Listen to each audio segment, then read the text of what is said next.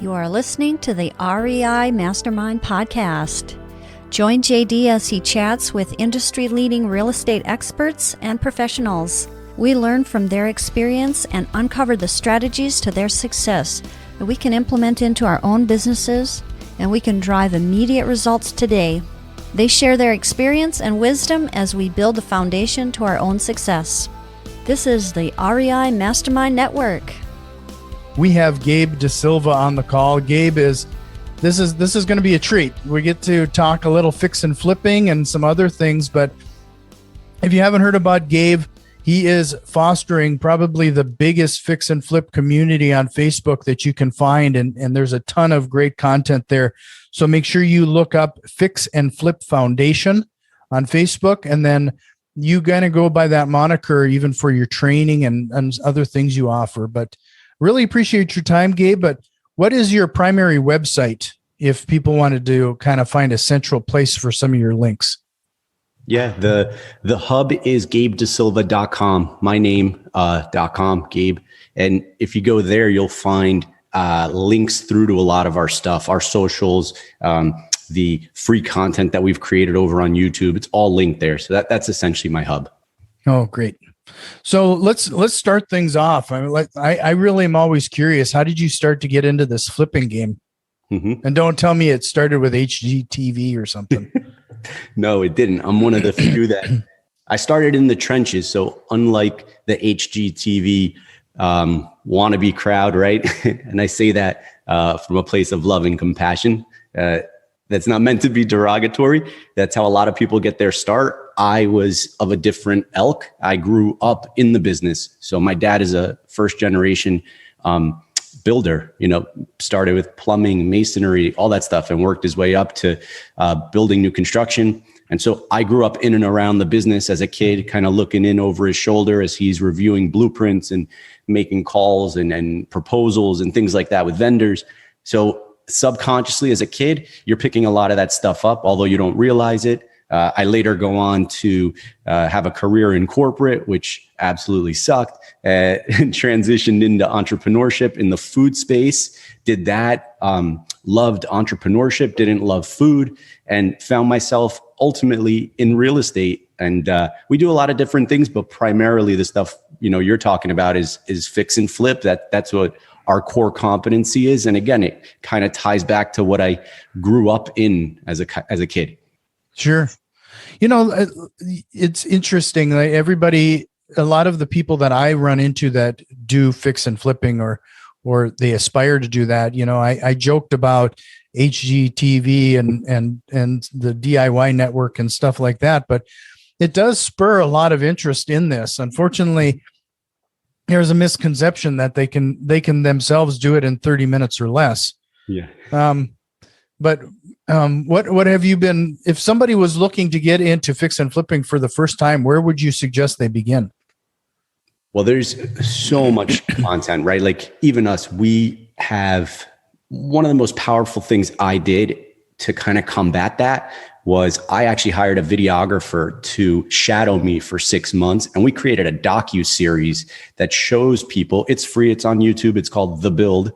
You can look it up, it's on my channel. And it's 16 episodes and it's the real deal, right? It's not something edited for TV, which as you guys already know, HGTV and DIY, that's all super edited. The realities of what it takes to do this full time, we did what I think is a really good job of capturing that with our docu-series. And so I send people there all the time. I don't look to monetize on that content. It's there. And when people are new to the game and they don't necessarily have a marketing budget, or if they're just unsure, they're not even sure if this is what they want to do. They want to know, like, is what I see on TV what really happens in the field? The answer is obviously no. But if you want to see what really happens in the field, I send them there. And that's where I like to have people start. Sure. So, I think a lot of the people, especially when they get into fix and flipping the first time, their natural inclination is to see if they can find anything directly off the MLS. Is that where you're finding your opportunities, or do you house hunt with the yellow letters and a few other things? So when I started, I've been in this space for 6 years. When I started, you could pick deals off MLS. The competition wasn't as fierce, right? And competition isn't meant to be the way people interpret it, right? Like it's not a zero-sum game. But I say that only to say, like, early on, it was there and it was easy to find. And, almost despite all your missteps, you could still find opportunities. Here, fast forward to today, especially in the midst of this supply demand, mishap, inequality, we'll call it, right? There just isn't the opportunity. There aren't as many opportunities as there were then. Mm-hmm. So that means that, like, you have to work a little bit harder to find the deal. Not to say they're not still there. They're the exception. If you find a deal listed on MLS, like, that's the exception. The rule is you have to market for your own stuff. You have to go off market. You have to go direct to seller. But again, like, just recently with a handful of my students, we were running into this thing. How do we find deals? How do we find deals? There's no deals, right? I kept getting the same feedback. I said, listen, guys, like, everything works if you work it, right? What worked? Go back to the beginning. What worked then? Try that. And then small pivots, right? So I went in and I mined our local MLS for opportunities and found stuff. There's still stuff there. It's just less of it. So again, I think everything's got to be done in parallel. Don't ever be a one-trick pony. Don't depend solely on MLS. Don't depend solely on organic. Don't depend solely on yellow letters. But, run those things in parallel. So when one's hitting and the other's not, you're still in business. Mm-hmm. When that's a good advice, especially not relying on one resource. Would you say, though, that it would be good to kind of perfect one of those channels first before you start to diversifying, or do you suggest going 2 or 3 channels right off the bat?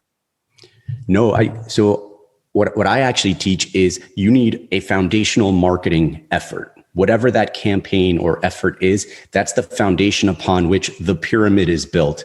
And usually whatever that thing is, depending on where you're starting, if you don't have a big marketing budget, that thing's not going to be Facebook ads. That thing's not going to be buying off Zbuyer or like one of those Hubzu type sites, right? Like, those are things that require a little bit more cash to implement. If you have limited funds on the front end to do your marketing, your stuff's going to be more cold call, like guerrilla style marketing.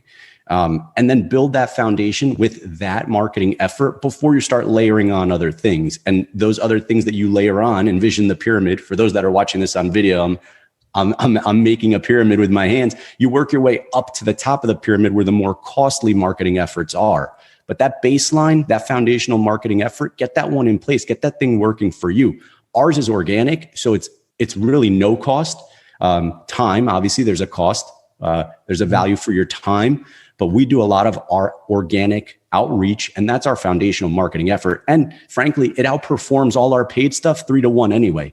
So if I were to give people any advice with regard to deal flow, to filling the pipeline, it's like, get out there, start networking, start talking to people, start presenting yourself as a home buyer. Yeah. No, I can't stress that enough. That's another piece of great advice. If anybody would take one piece, I get people asking that all the time, is if they don't have any marketing dollars, where do they begin? Well, the obvious thing is to build that network, join your local networking group, get into the RIAs, and if you don't have a local RIA, start one. I mean, it's amazing how little cost some of that stuff can be for you. And your network, you're not meeting one person, you're meeting one person who happens to know 10 other people or 100 other people. You got to build that network. Mm-hmm. Start that RIA. Oh, what a powerful piece of advice. If it doesn't already exist in your market, be that guy or gal, be that focal point around which these other folks will gather. That's how massive opportunity will find you. So I love that. I encourage people to do that. If I have students outside of our market, that's where I always tell them to start. Sure. So, as people are looking at these properties and trying to find the opportunities, this is going to be kind of a pretty deep conversation, what I'm about to ask you next. And before we do, I want to remind everybody to make sure you check out that Fix and Flip Foundation community on Facebook and become a part of that. I think your students are pretty active there, helping each other out too. Yeah, absolutely. The resource, the value exchange, when you get a bunch of active investors together in a safe space where everybody's kind of working together to lift one another up, you see massive value exchange, resources, and like the stuff we're about to dig into. A lot of it's there, but I'm happy to share here as much as we have time to. Yeah. So that does lead me into like how people would run their numbers. And this is where I see a lot of first time fix and flippers really get into some trouble.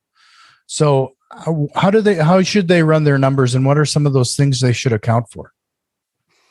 Yeah. I know that's a big question, isn't it?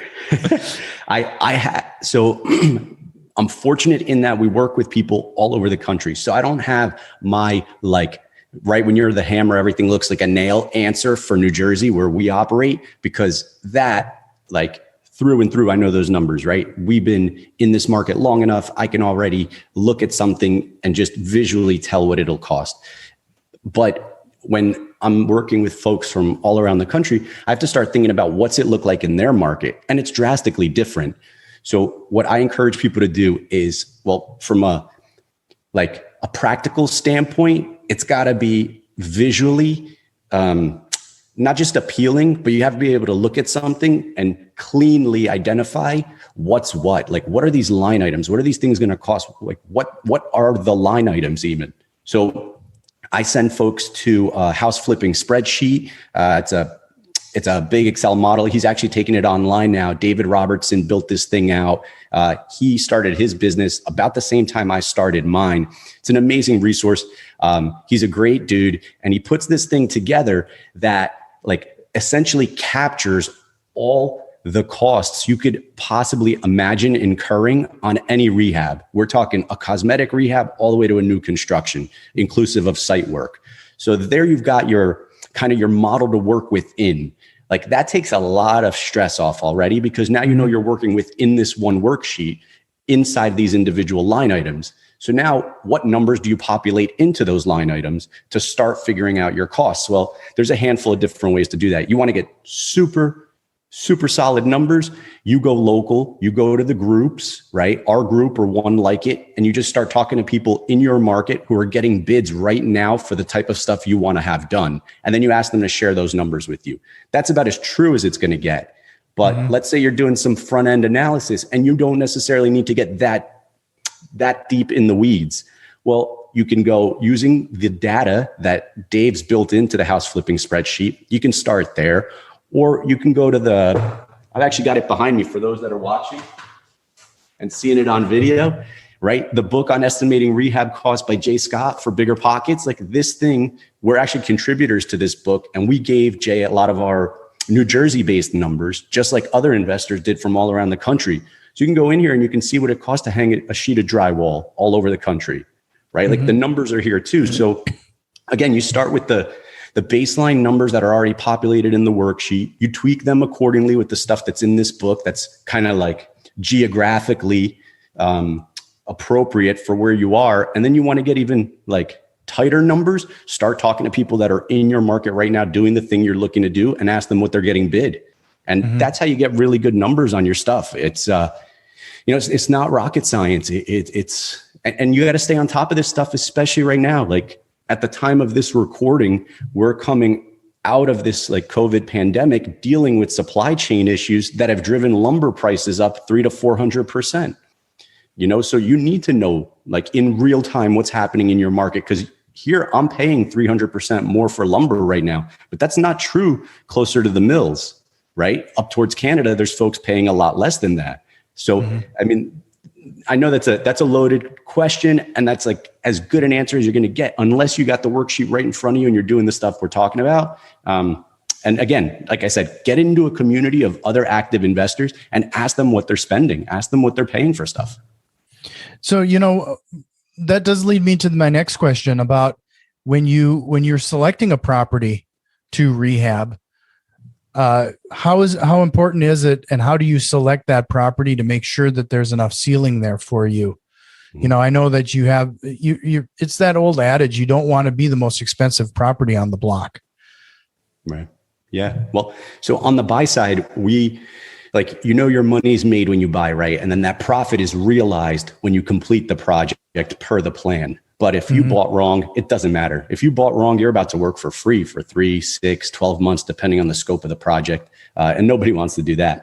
So, I mean, the money's made on the front end. You got to buy it at a discount. That's just, if the seller's telling you that they're willing to sell to you because they want to circumvent commissions, like that's not a deal, right? Like they're just trying to not pay 5%, 6%, depending where you are in the country, to a realtor.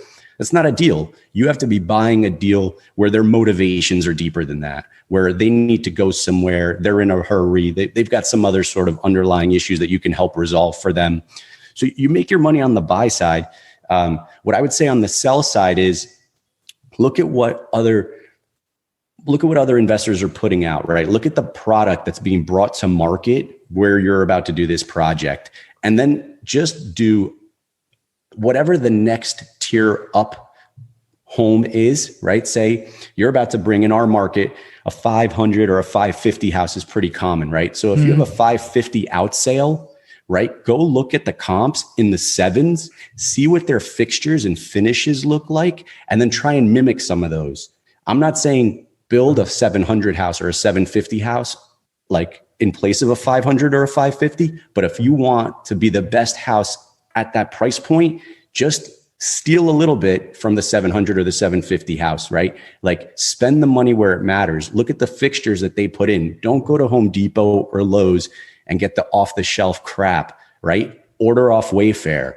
Get something that's just that little bit nicer that'll differentiate your property from the other. And that'll be, and that'll go a long way in getting you to sell out from under them, right? You might not get more money necessarily. Maybe you'll get a bit more, but ideally you get yours sold quicker, and then velocity of money. You get to go to work a lot faster. So I think that was a good point, right? Like don't be the nicest, right? I'm using air quotes, house on the block in the sense that you over improved, but go and grab the handful of things that matter. Sure. So, that leads me right into what are some of those things you've seen lately that are best bang for your buck? Some of those little upgrades that might make a big difference. Yeah, trim. I mean, I argue that trim and tile sell a house. So in my experience, when I want to sell that 500, 550 house, for example, in our market, I'll go look at the 700, 750 house, and I'll look at what they did in the way of trim and tile. And I'll go and snag a couple of those things. Like if there's some really great mosaic or inlay in the shower stall, right? Don't just go with the traditional cheap glass Home Depot tile. Like if they spent a little bit more and they did something, significantly nicer, implement that, right? With regard to trim, shiplap, right? Now we're going back to the HGTV stuff. People are loving shiplap. They're loving matte black with stark, like white. Things like that have gone a long way for us. We finish all our closets. We don't just sell people an empty box, right? They walk into a closet, they can't envision what's going on in there. Like, so we do a custom built-in out of MDF in all our closets, in all our houses at all our price points. This is not a budget killer, and what it does is it shows people that somebody cares. Somebody thought this through. This gives it that added little design flair. And to be fair, we have a designer, right? We give our canvas to the designer and we say, hey, this is the house, this is the price point, give us those little pops of flair, right? Mm-hmm. We're not designers and we shouldn't be. As investors, that's not your job. Your job's to buy houses and raise capital, right? Buy right and raise capital. Put the people who are better than you at that thing in that position to succeed, and then empower them to do it and let them make those decisions. So again, I advocate for that highly. We have designers that do a lot of that, do all of that. They do all that selection for us. Oh, trim is one of those things that we've learned too, is that, you're picking up an older house and it's been painted a dozen times, but the trim has never been replaced. So, there's little oversplashes and stuff, and trim is relatively an inexpensive thing to replace. but having that clean, freshly painted walls and then the nice white new trim, it really looks, it just makes it look so much better. Yeah, I couldn't agree more. It goes a long way. It's just clean. At the end of the day, you see a lot of those cosmetic rehabs and they just don't look clean, right? It's like, to your point, it's paint on top of paint on top of paint, right? Layers and layers of stuff. It's not cohesive. So yeah, spend that little bit. Like I said, we're not killing the budget with this stuff, but it's the differentiator. It's the reason we pre-sell about 60% of our stuff. Like there's a reason. It's our work product has gone on to speak for itself. At this point, people know what to expect in a DaSilva Homes home. We also brand all of our projects. We don't flip under 123 Main Street LLC. We flip under the home builder brand. And that's another piece of advice for folks that are out there that are getting started. Like, quickly step into that role. Don't just be any flipper, one and dones under the name of that address, right? Like 123 Main Street LLC. It's a sole purpose entity. It buys this house. You cut corners, you do this cosmetic rehab, you sell it and you run, right? Like that's not a business model. That's very transactional. So to make it relational and to make this thing scalable, like you're a builder, right? Like brand it accordingly. Put the sign in front of the house. People don't want to buy houses from flippers. They already know what to expect.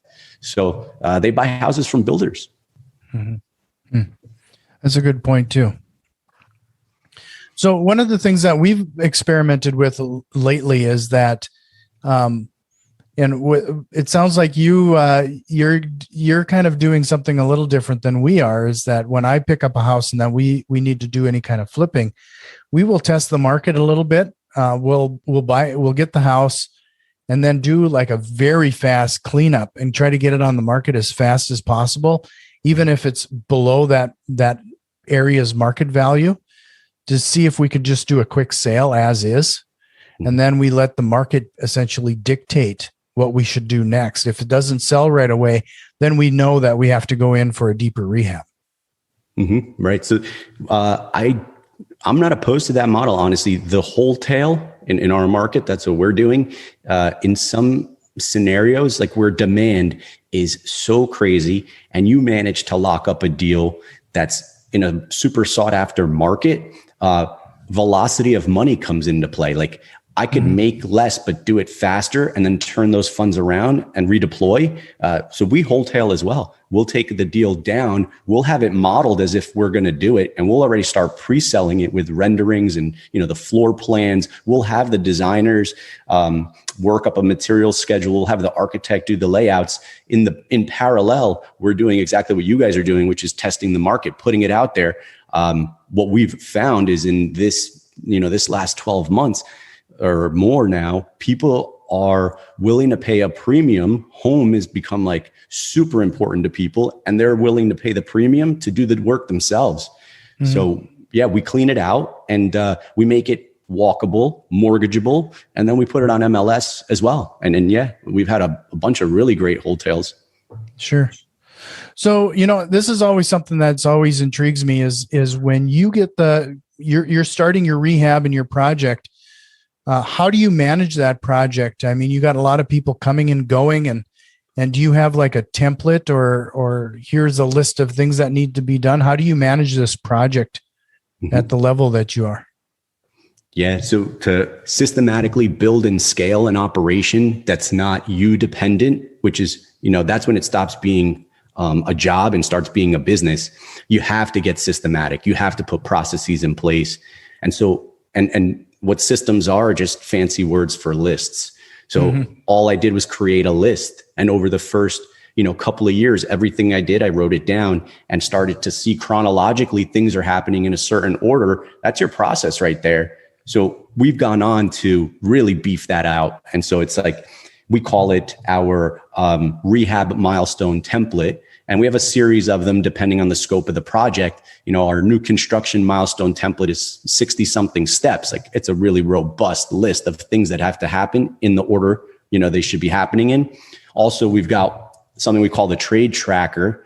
It's the order of operations for the tradesmen, for your vendors. Like, in what order do they come in? Where does your framer? Where does your mason? Where does your electrician? Where does your painter? Right? You're not going to paint a house before you frame a house.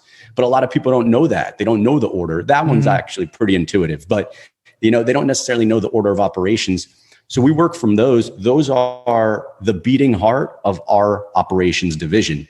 And so our in-house project manager reports to the office where the whiteboard that he works from, that's tracking his progress on all his individual projects, right over that whiteboard are these trade tracker and milestone templates blown up and laminated, because they're that important. They are, like I said, they're the beating heart of our operations division, and they should be the beating heart of everybody else's. If they don't have a variation of that in their organization, it's a huge miss, because like, how many times are you going to make the same mistake before you say, wait a second, there's a system here. Like, this thing needs to happen in this order, so we're not spending this money or wasting this time again. And again, that's all available. I share all that in our group. So if folks go to the group there, they'll see it's actually in the files section. It's not it's proprietary in the sense that we gave it a name, but I encourage people to R&D, right? Rip off and duplicate. Take the document, brand it accordingly, and put it on the wall in your office. Sure. No, that'd be a great resource. We have been using an online tool. I think everybody's familiar with Asana, but a tool like that, I guess ClickUp is another one. Nifty is another one, where but you essentially can collaborate on the lists. And we've been able to use it to the point where, when some of our contractors have gotten used to it, if I need electrical work done, I essentially assign the electrician to that task, and we can collaborate and discuss that item right there in that tool. And then when the contractor's done, they can even take a snapshot and send it into Asana so I can mark it done. So yeah, that it definitely, those type of tools really have made things a lot easier for us. Yeah, the software software for Slack, right, for inner team communication is powerful, to the tune of the stuff you're talking about, like the co-construct and the builder trend. There's so many, Asana and Monday, and there's tools out there. Like I advocate for the use of those in parallel. It's about the who, not the how necessarily. Like, who's going to be your point person on that thing? Mm-hmm. We got to a point where we realized we needed an admin to drive all the administrative and logistics, but then we needed a project manager to hold tradesmen accountable. And so, right, those two people working in parallel in a tool like the ones you're talking about is key. I mean, that's how you scale, just plain and simple. It's the only way you scale and keep your sanity. Sure. Yeah. So, with COVID and everything, how has that changed your business, or is things going back to normal? So early on in COVID, we stayed the course. We had deals under contract. We didn't bail. A lot of folks, like, here's an example, right? We were getting 1 or 2 wholesaler emails every day, every other day. We're getting these emails over the course of a month. As we get the pandemic hits, those emails just stop flowing. I'm like, where'd all these guys and girls go? Right? For us, we had deals under contract. I've never retraded in all my years doing this. COVID hits. We don't know where the market is going. I approach my sellers and say, listen, I've never done this. I'm asking to retrade. I'm asking for a 10% haircut on these, because that's where the majority of the economists think the market is going to go. But frankly, nobody knows. But if, I'll honor my commitment to buy these houses from you if you'll, give us a 10% discount. And you know what? They did, right? And then we buy the houses, and 30 days later, we're selling these things on MLS for way more than we ever anticipated, because the market rebounded in 30 days. And so those that stayed the course generated more momentum and kept going, while those who put their head in the sand, just survived. If they did that, a lot of them didn't even do that. So we thrived. My circle, the guys and girls in my world that, continued to operate through COVID, just pivoted where they needed to and kept going. We had our best year ever. And so did a lot of people in my circle. It's hard to believe, because there's so much pain in the market, right? And I'm compassionate, and I understand that not everybody had the best year ever, but we did, right? And a lot of people in my circle did, because they just stayed the course, knew how to pivot, worked in parallel, worked in conjunction with others to figure out solutions, and just thrived. And so here we are a little over a year later, coming off our best year ever, and now scaling into an even different space, right? Like ready to take advantage of what's happening in these different asset classes. Commercial took a beating, right? Retail took a beating. Main Street is dead, right? You don't have to look very far. Just go downtown in your local town and you'll see, right? Do you not see a ton of vacancies? This is opportunity. And so that's where we are now. We're transitioning our value add construction heavy approach to single family rehabs. We're transitioning that into the commercial space because if you can flip a house, you can flip an office building, frankly. Sure. We've covered a lot of ground here, and I'm hoping you're going to do one last couple things here for us. But again, to remind everybody, house flipping, the Fix and Flip Foundation. I'm sorry. I wrote down that house flipping spreadsheet and I read that instead. The Fix and Flip Foundation, make sure you check out the Facebook group. But I always like to give people like an actionable item, like one actionable item that they should do right after listening to this show. What is that one actionable item? If they want to get into fix and flipping, what would you tell them that they have to do? If they're new in their journey, the best place to start is YouTube University. And I know it's kind of cliche, but go to YouTube, type in The Build, and watch those 16 episodes, right? Like whatever you're binging on Netflix right now, put that on pause. And if you want to get into the fix and flip game, go watch The Build. Like I said, we don't monetize on it. There aren't even ads on it, frankly. You just watch it and just say, wow, like this is what it actually looks like to do this day in and day out. I'm game. Or I'm not game, right? You'll quickly know. This is a very self-selecting business, right? Like you'll flip a house, and if you do really well, you'll likely flip more houses. If you don't do well, you'll go back to doing whatever it is that you do full time.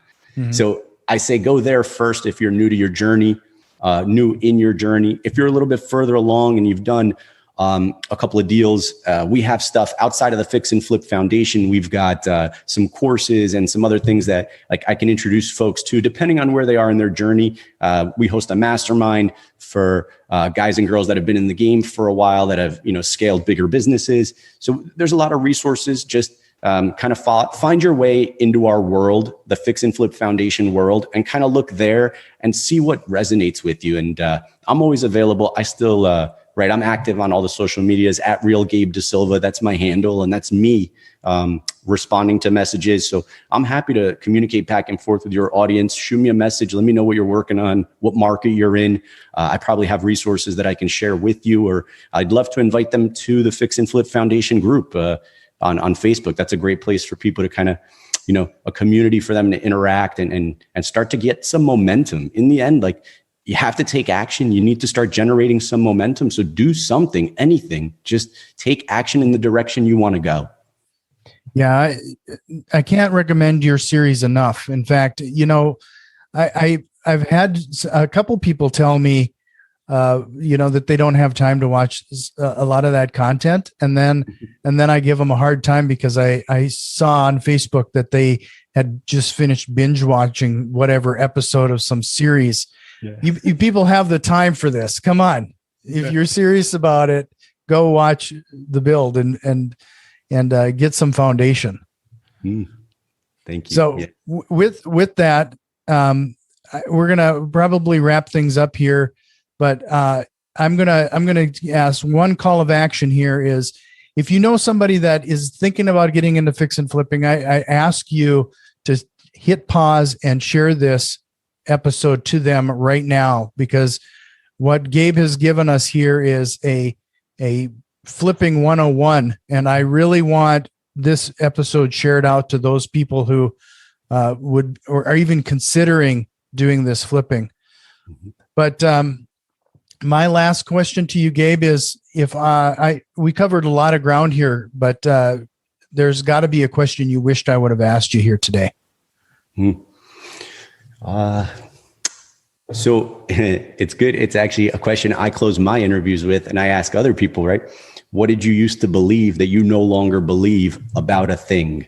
So what did you used to believe about real estate investing that you no longer believe to be true? You can slice that question up a whole bunch of different ways. What did you used to believe about entrepreneurship that you no longer believe to be true?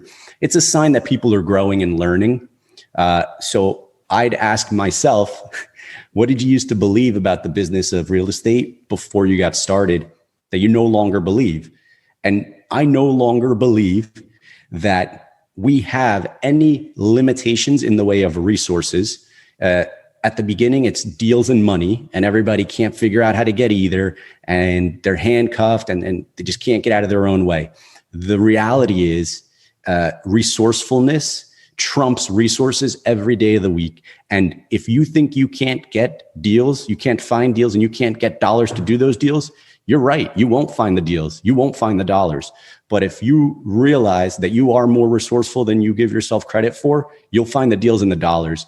I used to believe that it was a lack of resources. I've come to realize it's a lack of resourcefulness. Well, I can't ask for a better way to conclude this conversation. Thank you so much, Gabe, and I hope we can chat again sometime. Thanks, buddy. I look forward to it. Thanks for having me on.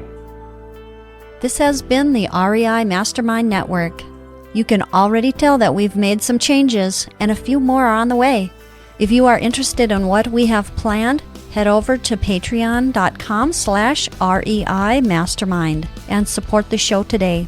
Financial contributions are always appreciated, along with a like, share, and review.